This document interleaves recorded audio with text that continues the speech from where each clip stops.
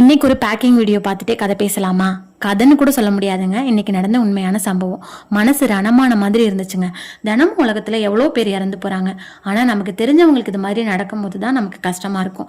எனக்கு தெரிஞ்ச ஒரு அக்கா, அவங்க ஹஸ்பண்ட் இன்னைக்கு இறந்து போயிட்டாங்கங்க. ஹார்ட் அட்டாக்ல இறந்தாங்க. பெரிய ஃபேமிலி பேக்ரவுண்ட் எதுவும் இல்லாதவங்க, கஷ்டப்படுற குடும்பம் தான். 3 பொண்ணுங்க, ஒரு பையன். அவங்களுக்கு எல்லாம் காலேஜ் ஸ்கூலுன்னு இப்பதான் படிச்சுட்டு இருக்காங்க. சின்ன சின்ன பசங்க தான்.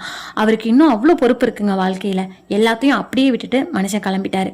அந்த பசங்க அழுது இன்னும் என் கண்ணுக்குள்ளேயே இருக்கு. நான் எல்லா குடும்ப தலைவர்கள்ட்டையும் ஒன்னே ஒன்று மட்டும் தான் சொல்லணும்னு நினைக்கிறேன்.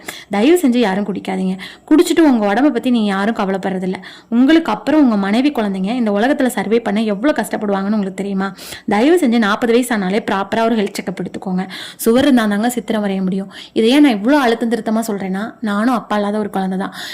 12 வருஷத்துக்கு முன்னாடி எங்க அப்பா இறந்தப்போ நான், எங்கள் அம்மா, என் தங்கச்சி எப்படி அழுதுட்டு நின்னமோ அது அப்படியே இன்னைக்கு எனக்கு கண்ணுக்கு முன்னாடி வந்துட்டு போன காட்சி.